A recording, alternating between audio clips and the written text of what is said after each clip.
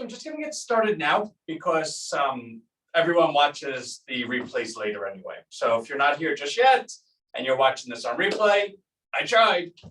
So, okay, so let me go through the list. So the subdomains that we've been speaking about, right? So we own the subdomain for the 420 cities in the United States that each have a population of 50,000 or plus. The belief being that those cities with the highest density of population have a very small degree of separation between the people, right? So in any type of search engine, you want to have many people searching and you want to have many people as search results. So if you could go ahead and create a message that excites the population, the community, it would behoove you to select the largest communities because they have the largest amount of people, plus, and the added benefit of anyone that really is an evangelist, I think. I always get that word mixed up. That if you have it would behoove you that if any is an evangelist, that they'll have others close by. Because that city has 50, 60, 70,000 population, they likely went to school with rooms of 30 people. They likely had sports. They likely go to a mall and there's people everywhere. They likely have a lot of jobs. They likely have a lot of interaction. They likely have a lot of restaurants. All these things allow the virality, the ability for an idea to go from one person to the other, in an exponential fashion to greatly increase. So that's the reason we have selected those 420 cities. Why is my jaw hurt? I feel like I haven't spoken in so long. I just sit there quietly in front of computers all day.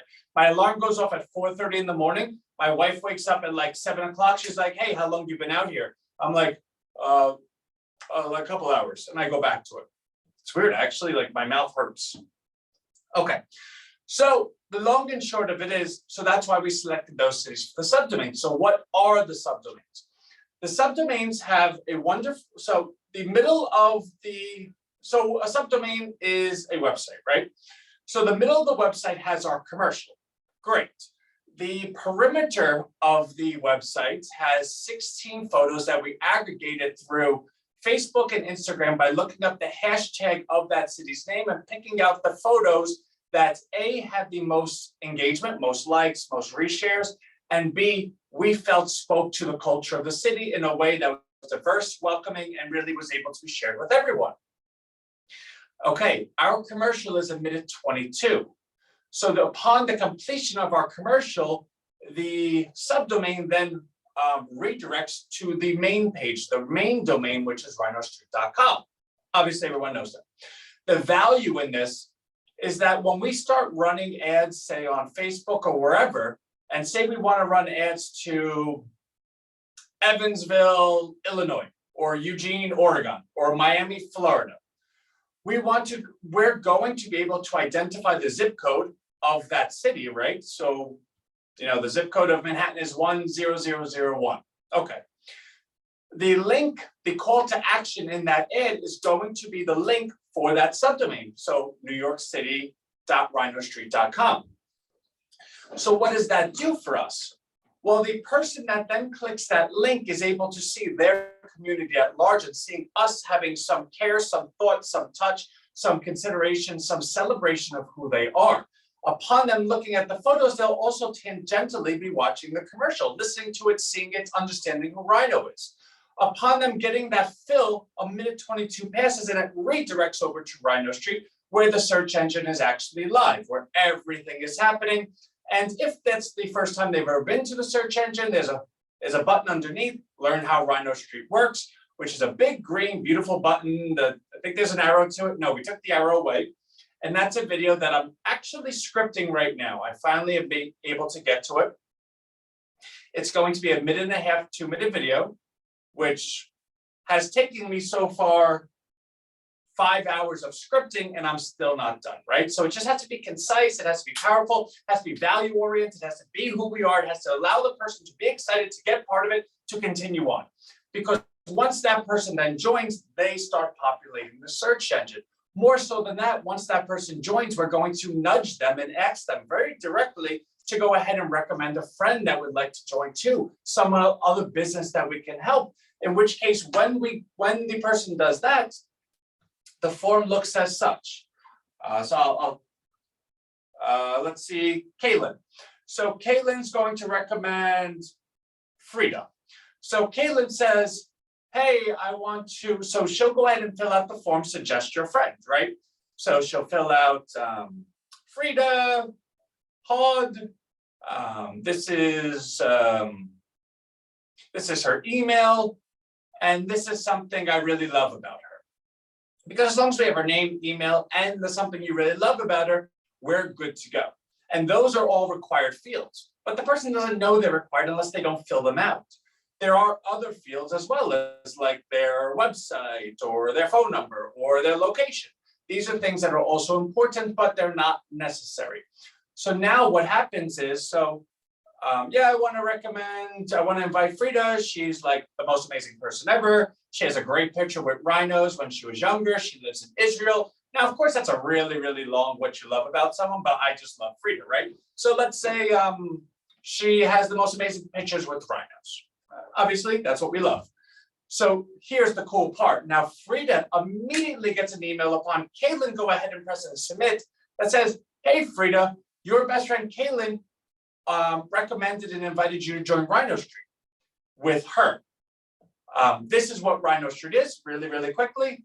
And she said, because she, fill in the blank, the thing that you love about the person, because you take the most amazing photos with rhinos, she thinks you'd be a perfect fit. If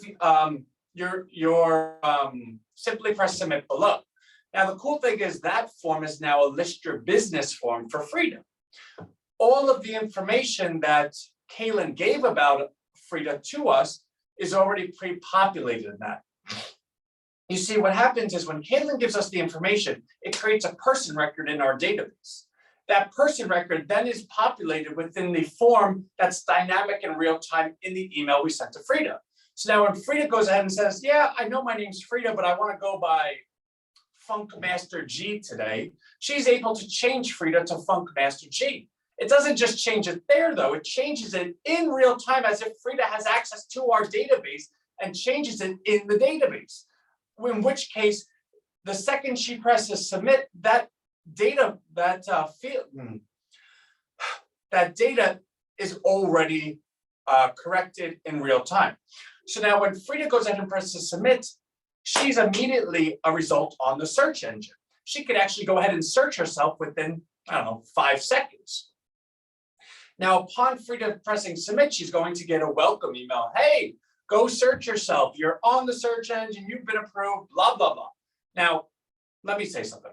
I've wrote all those out with real care. It took me a whole week to write like 6 emails. So when I'm saying blah, blah, blah and describing it to you, it's because like my brain's about to blow up over them. But just know I'm giving you the shorthand version of it, right? Like the casual form. So Frida goes and gets an email saying, hey, you're on the search engine, super cool. Because Kaylin did that for you, you have this opportunity. Could you go ahead and do it for someone else? Now we're bringing social behavioral science into it. Like, this person did it for you. Are you happy? Yeah. Well, you should do it for someone else. So we believe that with a high likelihood, once someone understands what RHINOStreet is and how it's a search engine that people have to populate, and that they have the power to populate it, and that they can go ahead and do so right now without ever taking them off the email, because now Frida gets a suggest a friend form in her email. The confirmation, thank you, blah, blah, blah, suggest a friend. That suggest a friend is going to be like Kaylin did for Frida. So let's say it's Ralph, right? So she wants to select or recommend Ralph.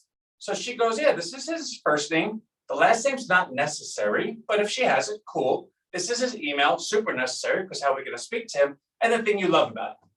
And she might say, I love him so much. He lives in Iceland and he's just the nicest guy in the world. In fact, you could have a confusion with him where spam takes over the emails and he goes ahead and gives the benefit of the doubt, right?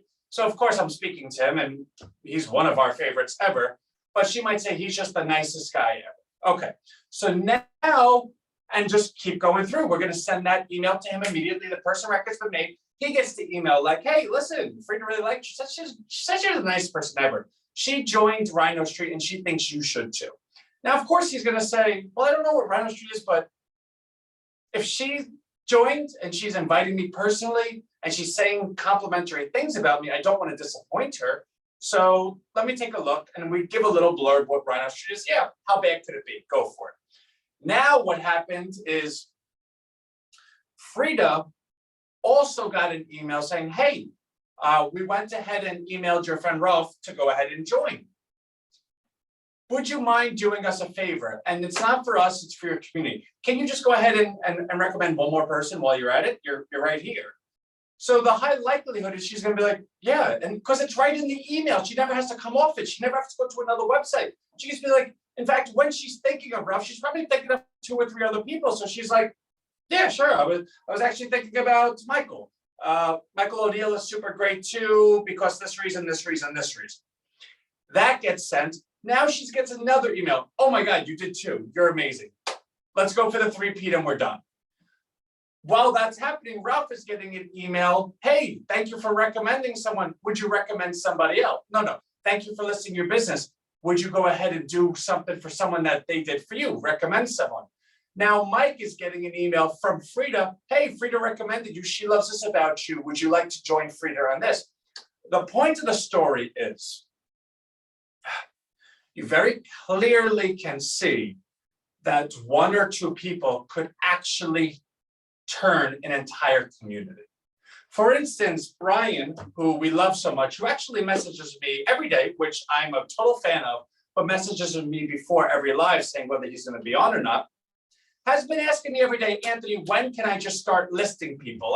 I want to start listing people. I'll go through Yelp and take the Yelp sentence. Everyone loves this pizza place because they have the best sauce. I'll put it in as myself. Why wouldn't the person join? So 2 things. 1, we love Brian. 2, though, it started getting our brain moving. That when we go ahead and create this promotion package for all of us that we're going to send out to everyone, it's going to have a tutorial on how you can go ahead and start sending out those welcome emails to other people in an honest way. And we're going to use Yelp and a couple of other resources that would allow you to know their first name, last name, email, what people are saying about them. And that's really it, right? But in doing so, how many people in Rhino do you think why are people calling me? Sorry. People only call me during these. Didn't I just send them to, So actually what I found out, it's not that people only call me during these, it's that I block phone calls, the notifications, but while the phone's on, it knows to notify me. Anyway, so anyone that calls me during the day, I actually don't see it, so please don't be offended. So what percentage of Rhino has been in it since the beginning or has been emotionally tied to the cause and the movement that we're looking to create, that we know we can and we can envision seeing it, that would say, I want to be a part of that. I have the ability to do it. I could take 10 minutes out of a day, right? On top of that, every Saturday, we're going to send out our email. Now that email is going to be our commentary. Our commentary is once a month. So we're going to divide it up week by week instead of month by month, which means every single person in Rhino will be privy to the same information that the owners of Rhino are privy to, in a way that everyone is an accomplice and everyone is a partner in what we're doing. In those emails, you're going to have the ability to see where we've been, where we are, where we're going. I suspect it might excite some people, and they're going to say, well, how can I be a part of it? How can I go ahead and produce those results? How can I be a participant in that? Well, very clearly, we're going to share with you how to.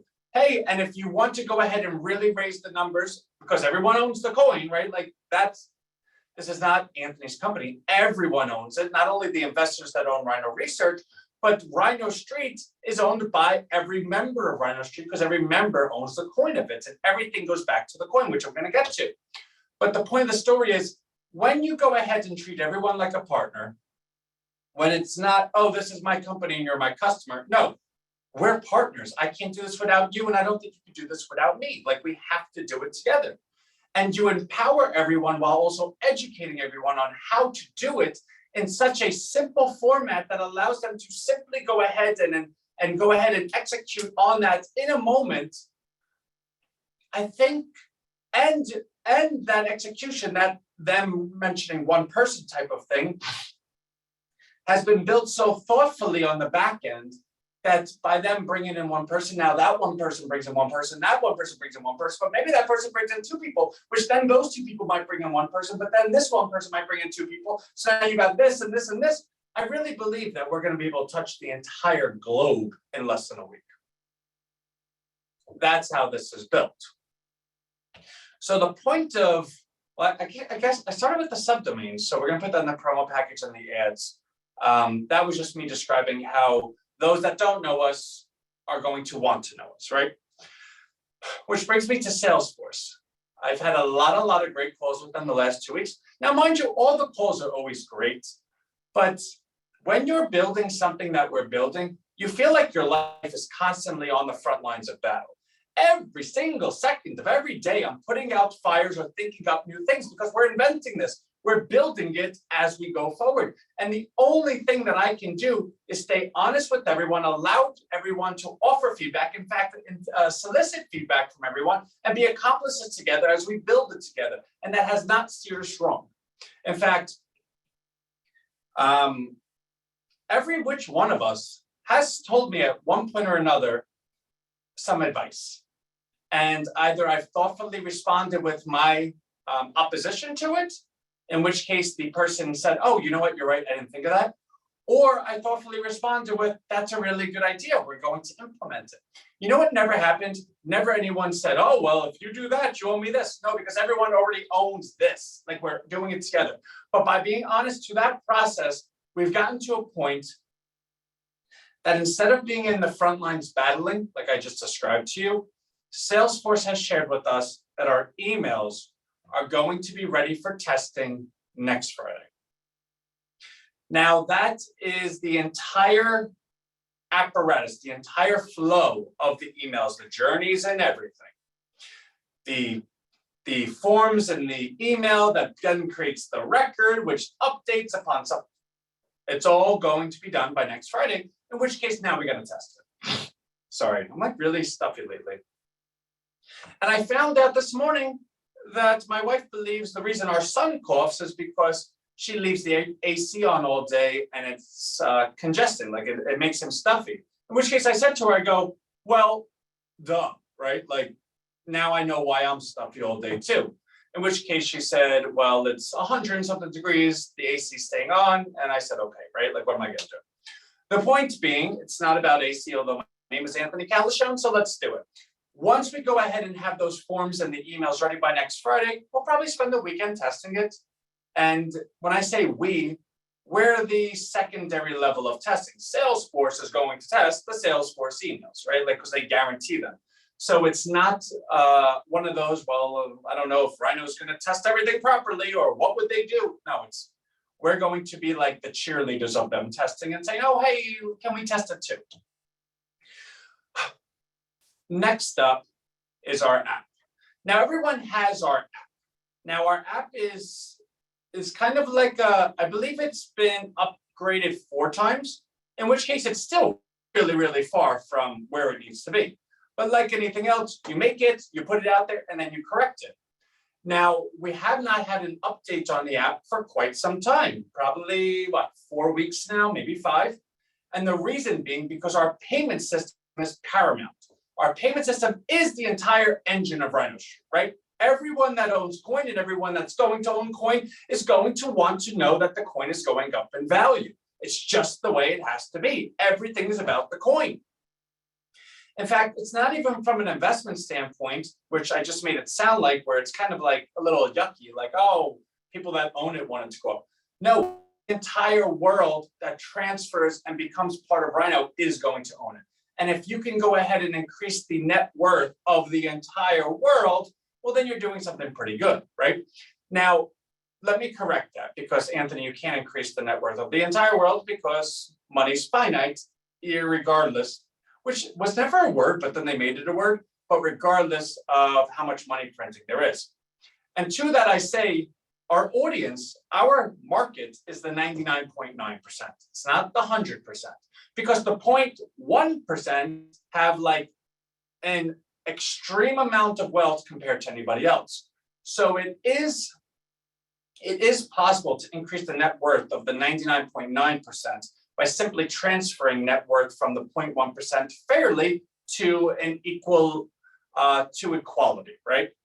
And the way that's done is that the 99.9% are able to go ahead and have a search engine that goes ahead and identifies them, right? So if I am a small business in Eugene, Oregon, for me to go ahead and have customers, I need my local community to come to my store all the time or come to my website. Sure, maybe there are those that would do that, but what about those that don't know you have a store? Or what about those that at 2 in the morning are searching something? Or what about on a rainy day, someone's searching something? What about those that don't exactly know who you are and they're like, hey, I want shoes. I didn't know Lou's Shoes was down the block. They're going to go buy things from outside the community. Now, you can go ahead and debate what percentages that is, but as long as the percentage is over 0, slowly money siphons out of the community.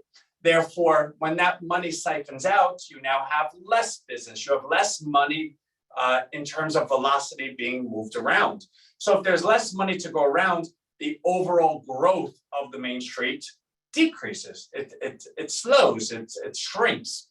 Because you can be the best company on Main Street, but if your community is slowly having money siphoned out of it, well, you can't really make an argument that over the long term, you believe your sales are going to increase. So eventually you're going to downsize, eventually you're going to go. That's just stuff that happens, right?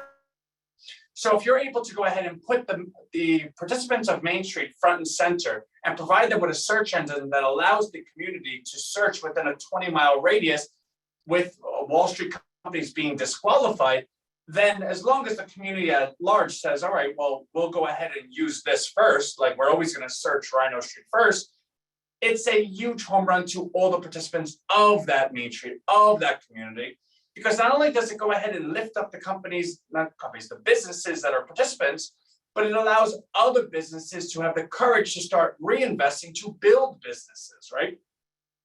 So if Lou's Shoes is doing well and Lou's Shoes is always sold out, it would behoove me to say, maybe I could start a shoe company or start a shoe business, because the growth or the demand for shoes in our community is quite large. Therefore, every community eventually will always rebalance to its natural environment, its natural symbiotic nature, based on the community reinvesting in the community.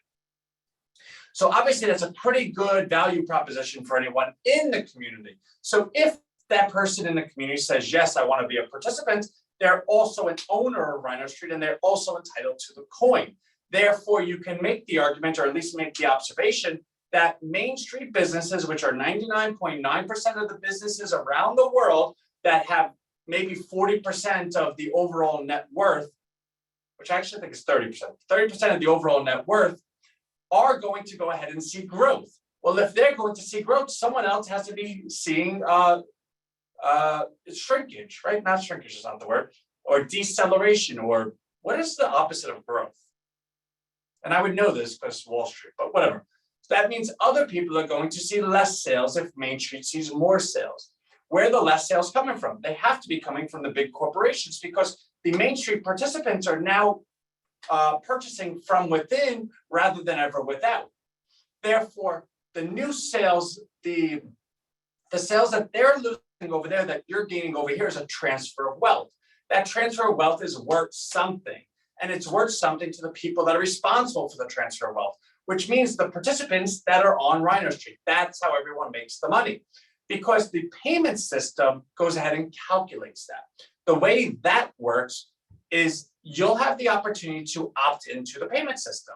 That payment system is, so just so you know how big it is, we have corporate level partnership with Stripe, with Binance, with Airtable, with Apple, although that's a little bit dishonest to say, because they've only approved us for testing. They have not approved us for full launch yet. So we're playing by the rules, and we suspect that when we get to the point, they'll approve us for full launch, but we've had conversations with them, right? And Google, because Google already approved us for the Android. So those are the parties involved in that. That being said, the way it works is, so say for instance, you want to opt in your business account, your checking account, your savings account, your credit card. Does not matter. You have the availability because we coded it to opt in any financial account that you want. In fact, I think you can even opt in your stock account if you wanted to. Okay, so what does that mean? Now you will have the option to opt in 1 to 5%. That number being what percentage of the transactions that are originated from that account or are incoming to that account you want to distribute to your Rhino investment account. And we'll get to that in a second. So say, for instance, you say, all right, 1%. Well, for every dollar that you spend, 1 penny of it is going to go to your Rhino account. Now you might say, Anthony, well, what's that mean? I'm going to like buy a pack of bubblegum for $1 and they're going to have to give me a penny back? No, you're going to buy a pack of bubblegum for $1 and 1 penny. So the pack of bubblegum is going to cost you $1.01, right? Because then 1 penny goes to your Rhino account.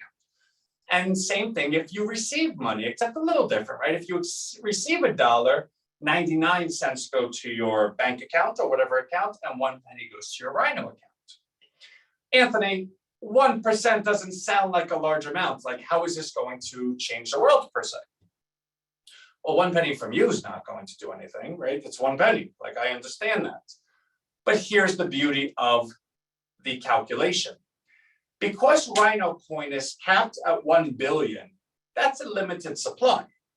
Because your transactions are reoccurring, they're an infinite demand.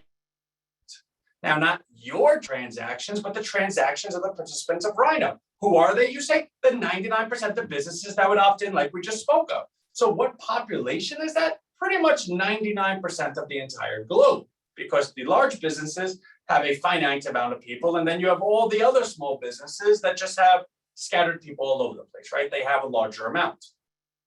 Okay, so let me ask you this. So if every participant opts into just the 1%, what would happen? Well, 1% of every one of their transactions would go to their Rhino account. Now, what happens when it goes to the Rhino account, right? So the partnership with Stripe allows that 1% to get converted to USDC, which is a stable coin. Not to scare you with like Loon and all those crazy stable coins that went to like zero. Now, this one's actually backed by dollars because it's backed by Stripe. Like, they're okay. Fully trust them, USDC. You can buy it and sell it on any exchange. It is the gold standard, right? It actually is backed by dollars. Okay. They converted to USDC. Then we have the API from Binance that they gave us that we connect to the Stripe Connect account, which they allow us to, in which case that USDC gets shot over to Binance into the wallet, into our wallet. It then gets converted to the Rhino Bucks, Rhino Coins, Rhino Bucks. I finally revealed that. And that Rhino Bucks then gets automated and delivered to your personal account. That's the automation that we created and had to get permissions all over the place to do. Okay, which means every transaction that you do, 1% takes 1% of the supply on the market, the 1 billion comes off the market. So again, you have a limited supply. There's only 1 billion. And if you just have a bunch of like, a bunch of pieces being taken out of it, the supply lessens and lessens and lessens. Well, what happens when the supply goes to nothing? Well, then the value of the supply, the value of the asset goes through the moon. Well, Anthony, it's going to be a while before that happens. Well, A, probably not. But B, the market value of that asset calculates the growth and the, what's the word I'm looking for? The growth, but also the deterioration of that supply. So for instance, if I have 100 bananas and you purchase a banana for me, and then someone else purchases a banana for me, and someone else purchases a banana for me, is the banana still worth the same amount it was when the first person bought it? No, because there's only 97 left, and there's only 95 left, and there's only 90 left.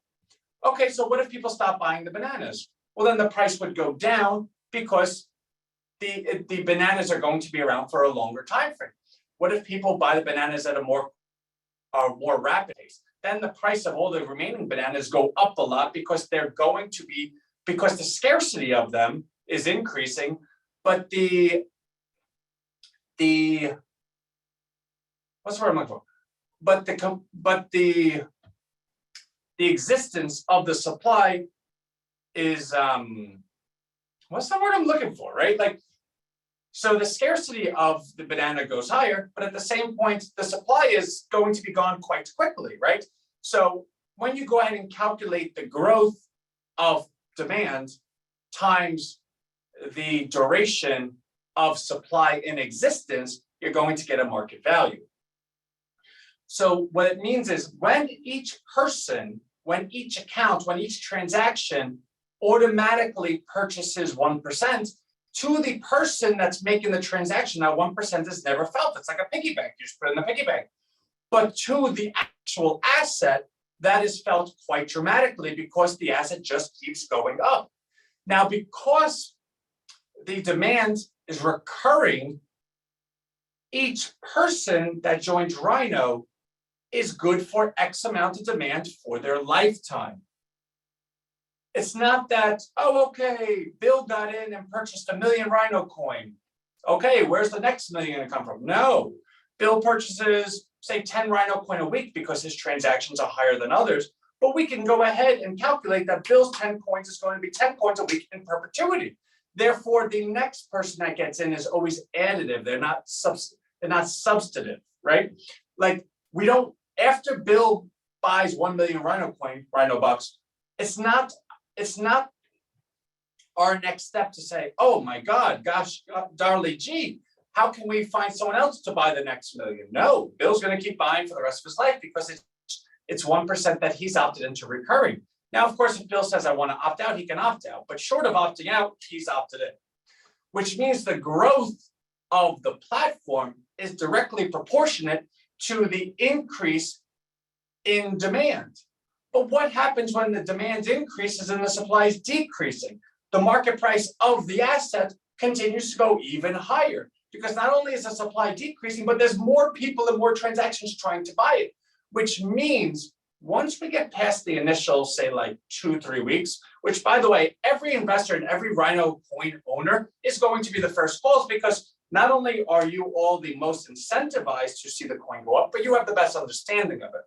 And I can promise you that if any member of Rhino says, hey, Ant, I just don't want to opt into the payment system, I can't really finish that sentence because what am I going to do? But I can promise you I will be the most disappointed person ever in the history of the world because I would be like, oh, so you were just along for the ride. You would never want to be a partner. That's a story for another day.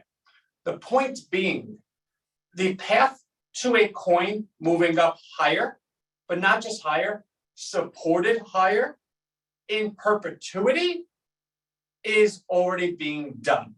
The reason I mentioned the app is because we haven't done the upgrades to the app because the payment system has been being built. That payment system is going to be in the app by Friday. Not for you, but for us, because now we need to test it, right? But by Friday, I should be able to opt in my checking account or whatever into our payment system, go ahead and buy something and see my Rhino wallet immediately created for me and Rhino coin being populated within it.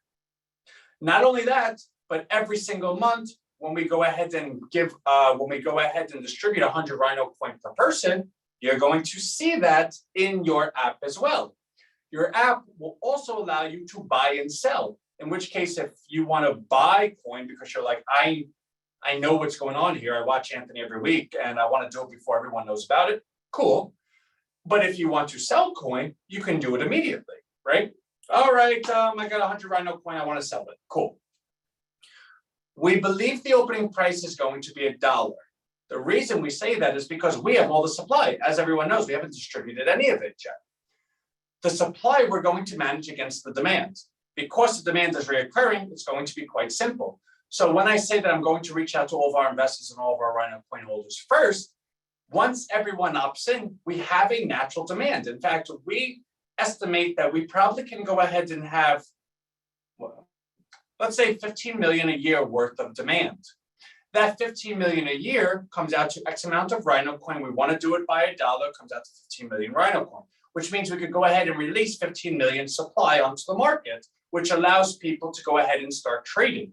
It's not that we're holding the coin so people can't trade it, because that's completely ludicrous, but we're holding the coin because it has to be a slow rollout, because the demand has to build. And once the demand builds, it's recurring. Who cares, right? Go have fun. On top of that, we also need to continue building out the members. Now, you're members because you've been with us for like God knows how long, since the beginning. But once the Salesforce emails go out, the membership's going to grow quite dramatically. So this might be the case that we release it all within a month because everyone just like got touched and they're opted in. The point of the story is, I'm privileged to say, and it's my great pleasure to say, the subdomains will be done this Friday, Salesforce emails will be done next Friday, the app will be done this Friday. Add a week to all that in testing, and it looks like it gets us to what we always said, August. Well, that's unfair. We said January, then we said June, and now we're saying August, but we said August back in June, so my memory's a little short, I guess. So August it gets us to. By the good grace of God, everyone will have all their coin freely being able to be traded by October. That coin we are going to hold to $1. Maybe we lower it to 50 cents if everyone really wants their coin quicker. I don't know. We have to measure it because, again, this isn't Anthony the dictator. It's Anthony the leader, right? Leaders listen to those that trust them to follow, right? So we will have that conversation. I just think $1 has a nice ring to it. And everyone's cost basis, I think the average cost basis of every member is around 3 cents. So for everyone to be able to make 30, 35 times on their money right away is something I really want to do for everyone. So that's that. Also, I want to go ahead and show you something. Oh my God, it's already 38 minutes? Yeah, it was going to be a 15-minute call. All right, so I want to show you something. I'm going to share screen. All right, where's Twitter? So let me move some stuff around. So Twitter, I also have my notification shut off because it goes off all day. And let me show you. So let me just refresh this so we can see where we're at.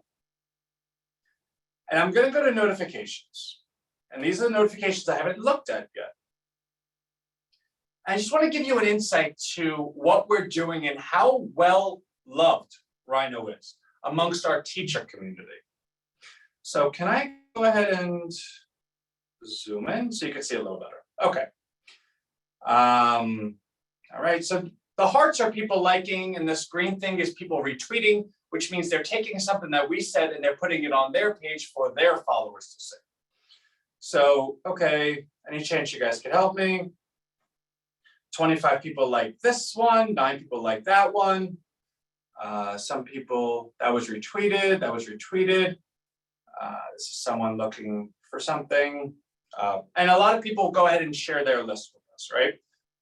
I would like to nominate a school social worker. Okay. So I also haven't been on this in a while. So this is kind of like the dribbles of just organic engagement.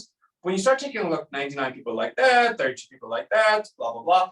But as you scroll down, and again, I want to get to where it was this morning, because that was the last time I touched this.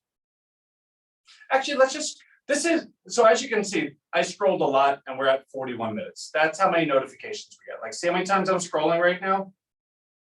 We're at 1 hour ago. Okay. I'm going to keep scrolling. I'm scrolling.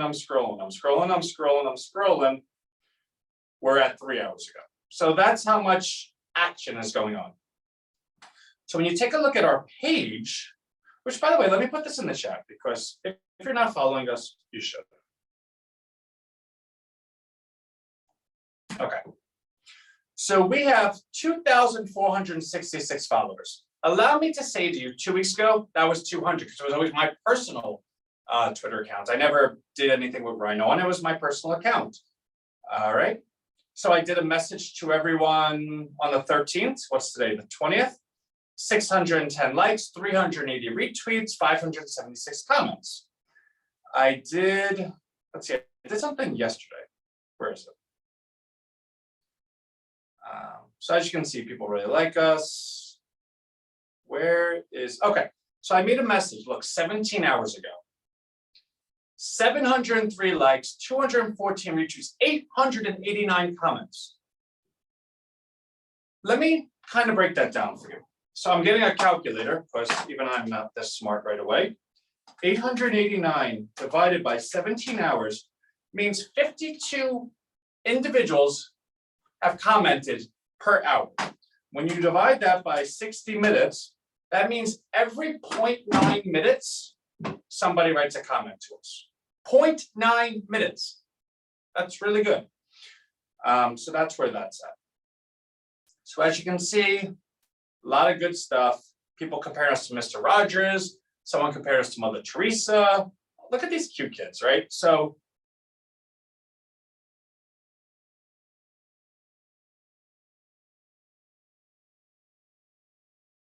like people retweeting pictures of the items that we purchased for them.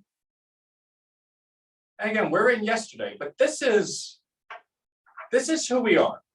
Now, the reason I mention this and why it's so important to us is because the teacher community is a very unique community. The teacher community is one that's constantly taken advantage of. In fact, do you know the average teacher has to pay $1,500 a year in dues for the union? And if they decide they're not part of the union, they still have 95%. They still have 95% of that number taken out of their check because the school's part of the union. So of course they just opt into the union. The union is highly democratic and collects many big donors to the cause, to the union, to teachers union. But at the same time, the teachers union is then funnels it to campaigns. So last year, the teachers union funneled $80 million to campaigns, 79 million of it to Democratic candidates. The president of the teachers union makes $550,000 a year. There is a slew of, I believe, 200 different people at the executive level that make over $200,000 a year. Now you might say to yourself, well, Anthony, the teachers only make $50,000, $55,000 a year. Yeah. So in what world does a teachers union have $80 million to go give to campaign contributions and to pay all the executives, including $200,000 a year, plus the president making $550,000 a year? Do you think these people don't have perks as well? The point is, because teachers have a heart of gold and they love their children, that's been highly weaponized against them. Because teachers have a degree of separation that is shorter than any other occupation in the world, really, because they have 30 students per class, which means they have 30 plus parents per class over X amount of years. So say they teach 3 classes, that's 90 students. Let's say each student has, well, every student has 2 parents, right? So let's figure out how that works out another day. But that's 180 students, that's 180 parents. Let's say they multiply it by 10 years.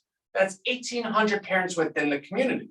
Now, each teacher obviously knows each teacher and they speak, meaning between 2 teachers, they know, say, 3,600 parents. Well, how many parents live in a community? Is it enough that they could fill an entire, that one school can touch them all?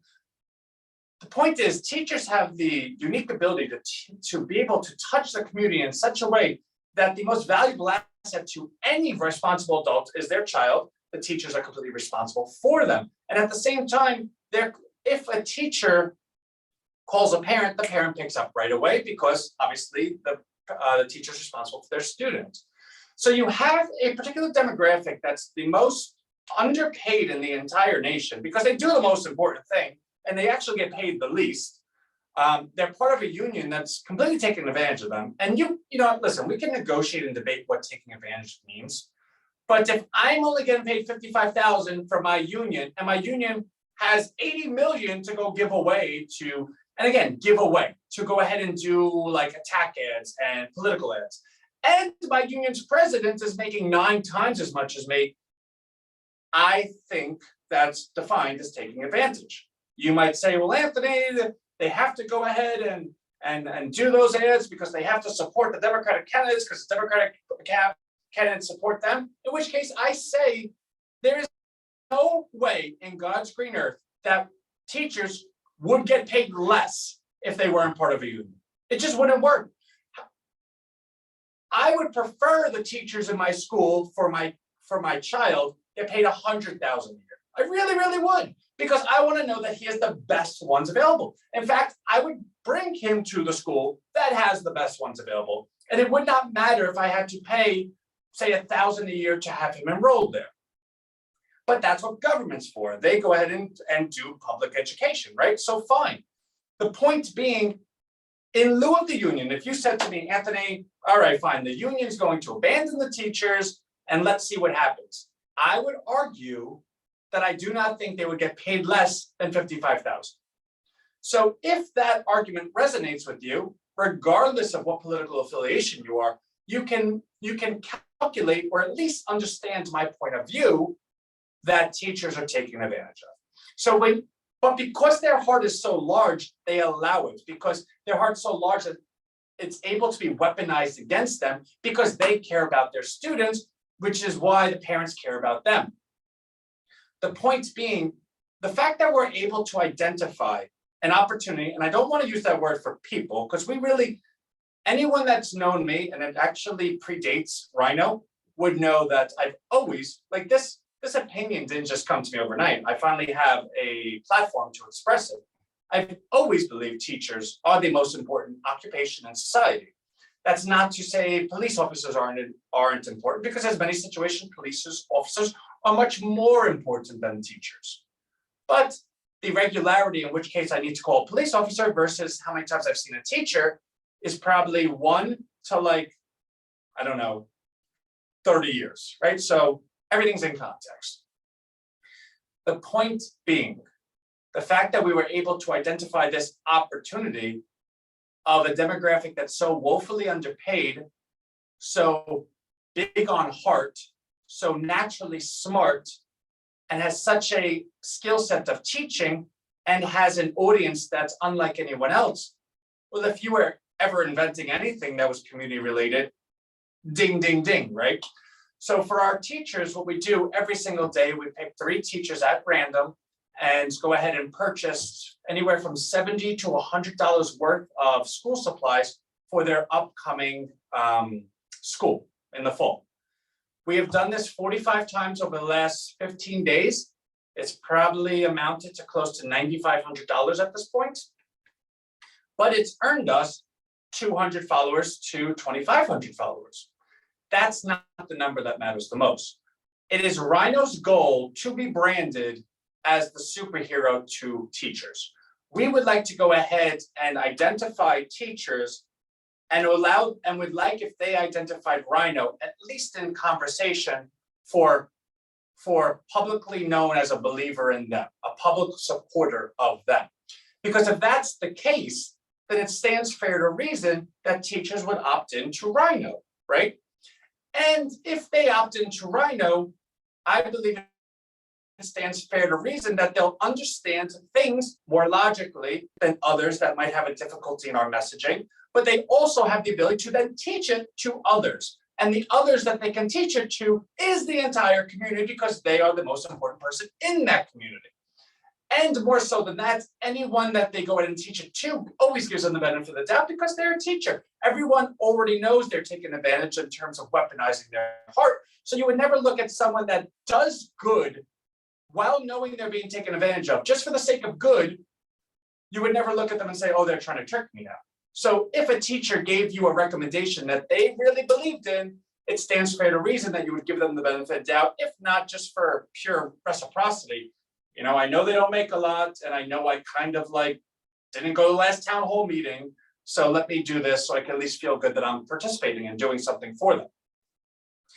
The point being, when we go ahead and write a post and 17 hours later, 900 individuals comment on it, we can at least believe that we'll have 900 immediate participants in RHINOStreet.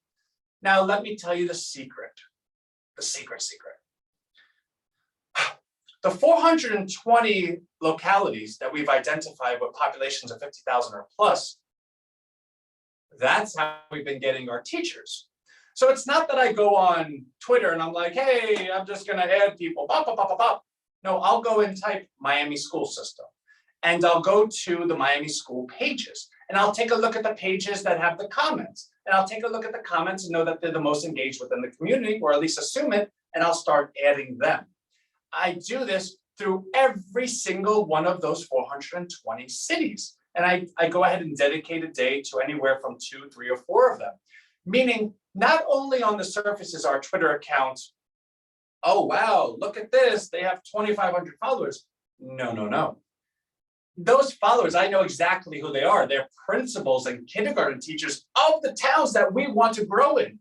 So if we're able to go ahead and grow in the most populated towns, it also stands fair to reason that they will overlap with each other, and the Venn diagram, the center of that overlap, will naturally go ahead and participate, because if you live in Timbuktu and the city over here and the city over here is where all the populace live, well, the mere fact that they're using something like a search engine defines that you, or at least behooves that you're going to use that search engine, because a search engine is only worth something if people are using it as a network effect. Once you're using the search engine, then you get introduced to the opt-in system for the payment system. And by the time this all happens, like we really get the ball rolling there, the investors and the coin holders of Rhino would have already started the ball in terms of their opt-ins of, like, say, the 15 million that they likely do in transactions in any given year is going to start moving the coin higher. So not only are we able to share a story that makes logical sense in an educated fashion to people that are specialists in education, but we're also going to have a market, a real life market, a real life chart. They can go look at it themselves, that will see that it's been moving up every single day. So whether you want to give me the benefit of the doubt, or whether you want to give the chart the benefit of the doubt, the combination of the two doubles the results that you will say, okay, let me check it out. And when you check it out, you then you are then responsible for the next leg up, because everyone's transactions are recurring. It's not that, okay, we got a lot of buyers today, it went up, but we didn't get buyers tomorrow, so it went down because they sold. No, it's like when I used to work in the stock market, I traded stocks, right? And I was really good at it, so I liked it. But there were people that weren't very good at it, and they became insurance salesmen. And they would say, I like the long, stable business. When I go ahead and write an insurance contract, I know I'm getting $1,000 a month for life because the contract was worth this much, and that's how much they kick back to compensate me. And I'd say, well, that sounds great, but it's like a really difficult business with a really slow growth. Like, I could make $10,000 by calling this guy right now. You would probably take you months to do that. He goes, yeah, but if you call that guy and make 10,000, you lose him money and he leaves you, what do you got? When I get to 10,000, that's 10,000 a month for the rest of my life. That's guaranteed, because the person's not going to sell their life insurance. And in fact, if the person passes away, well, then I come into like a chunk, right? Like something like that. And I said, you know what? I understand that. That sounds good. In fact, I would probably rather do that. I just didn't like the slow nature of it. But it wasn't that I didn't like the business model of it. That's this. Welcome to RHINOStreet, right? That's how the business model of the coin moves up. It's guaranteed. No, can't say that word. On paper, it's guaranteed income. Well, not even income. Well, yeah, income if you sell it, but it's really like, what's the word I'm looking for? Universal income. Because the participants are just doing what they do on a natural day, transactions, but those transactions equal a higher price. That higher price can be bought and sold at any time. If you need income, there it is, right? Done. What it's going to do, though, essentially, you just cut the middleman out of everything, right? So don't kid yourself. This is going to go to teachers at one point when we get really big. We're going to say, we'll go ahead and compensate all of you for whatever you lost by getting out of that union. And we'll take the responsibility to go ahead and build what your life looks like. Because teachers are important to us. But actually, the reason I was saying that, and we have 5 minutes left, and I want to see if I can at least finish in an hour, since I thought it was only going to be 15 minutes. Because we purchase all this stuff for teachers, we're missing an opportunity in branding. Now, you don't want to go ahead and look at an opportunity like this and say, all right, well, we have to make them say, thank you, Rhino, and do a video and take it. No, it's got to come from the heart, right? We're doing this because we actually want to. Anyone that could look at me and say, Ant, you don't even know if this is going to work, and you sunk 10,000 into it, like, what's wrong with you?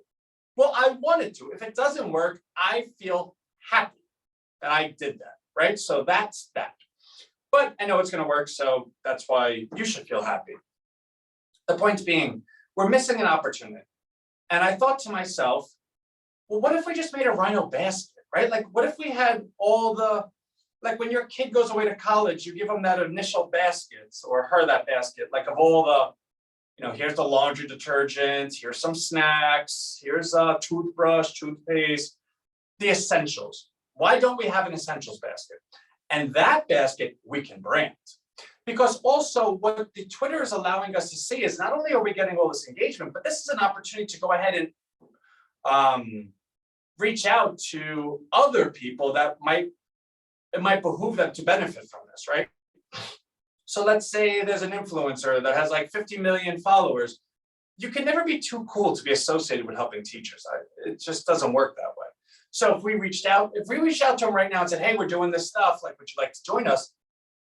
He won't respond back to us, because what he's going to do is he's going to look at our page and say, yeah, you're doing something really great, but you don't have it built. You don't have it structured to accept my help. What am I going to do? Give you money and then you go ahead and buy the stuff and everyone sees that you did it? That's not cool. So what we thought of is we would like to go ahead and we would like to build a basket, all branded, pencils, pens, staplers, notebooks, the essentials, and then something cool like a Rhino shirt or something. And we want to go ahead and put it up as an item, in which case anyone from outside can purchase that item, and that item then has a credit, in which case we can go ahead and share with the community at large. Hey, we have a credit for 10 Rhino baskets today. It's by Lady Gaga, and we're going to be offering it to name. Please go ahead and actually we'll say we're offering it to the first 10 people that claim it. Here is the coupon code, the credit code. Please put in your address and everything so it gets sent to you. In which case, those individuals we're going to share with them. And please, if you do, please post a thank you to Lady Gaga so that we can continue nurturing such a relationship with those to motivate them to continue and grow this participation. The point is, it doesn't matter that, like, first of all, we're not going to have to spend money anymore, right? We're now outsourcing the money. And at the same time, we're insourcing branding, because not only are the products branded, but who set it up? Where is the marketplace for this? It's Rhino. We're not moving too fast on that because it is a very simple idea to do. Like Lady Gaga could steal this idea tomorrow and she has like 100 million followers. What are we going to do about it, right? Nothing. But the point is, I just want to give you a little insight to how our minds work and where we're building towards, because the teacher thing is important. There's two important things, the teacher thing and the commentary that's going to go out every week, because as our investors know, which many of them are on, the commentary really does share every nut and bolt of what we're doing. In fact, our investors have been amongst the most impassioned supporters because they've never been surprised. They might not agree with some stuff, or they might say, I don't really know what he's doing here. But the aggregate of the commentaries, they always understand where it's going. And more so than that, they get a perception of how Rhino thinks, because they've read 30, 40 different commentaries all month after month after month. It's that awareness, it's that touch point, it's that togetherness, it's that familiarity that allows our investors to feel comfortable, to feel optimistic, in which case I firmly believe that every one of our investors will be opt-ins, which means if our peripheral members, the ones that are just joining, the ones that are not evangelists just yet, but the fact that they're able to read that on a weekly basis, it is our hope and goal that we're able to go ahead and share that value of the familiarity with them as well. So if you have them doing that and you have the teachers doing that, that overlaps into a very, very big way. So that's kind of it. I can promise you every second of every day we're thinking up more stuff. But the good news that I wanted to share with you today is that by the end of next Friday, everything would have been done. If you add a week to that, we can reasonably say that we'll be ready for a full launch. If you add a month to that, we can reasonably say that at least a large portion of your coin will be released to you. Oh wait, I have questions from V. All right, so let me just go. There's only 3. Is there a script that we can share with our friends to describe who Rhino is and what they should be part of it? Yes and no. We're still building the promotion package. That's going to be released to everyone. It's going to be quite intricate. It's going to include all of our subdomains, all of our assets, different scripts, different email copy. It's just going to be the most amazing thing, because what I've learned in my life in sales and marketing, I guess with behavioral science, is that if someone believes in you, they want to be a part of building with you. The corollary to that is they do not want to be a part of hurting you. Meaning, if someone has the ability it's already itemized for them, like step by step, to help you, they will. If they do not have that, the time it takes to think of something that they put so much pressure on themselves to not screw up, but only perform, is enough that they don't do it. So it is quite important to us to have that for everyone. So the answer to the question is no, we don't have it yet. But by the time we launch, we're going to have the most amazing, I'm building it from scratch. If my son is 10 months, well, so he's a little young. But let's say when he turns 5 years old, if I wanted him to go ahead and share the message, that he could take the book and say, all right, I'm a 5-year-old. I need to only read very clear, concise, step by step. I can do this. Number 2, will there be a RHINOStreet marketing assets that we can use to take this mission out and share? So yes. And again, I'm reading these questions after the presentation. So obviously 1 and 2 is the same answer, but that's not a commentary on the person that wrote them, right? Because I feel like it's like, yeah, I already said that one, but no, this was written way before I spoke. Number 3, let's say I own a deli. Someone enters and orders lunch. How does Rhino know a transaction just occurred?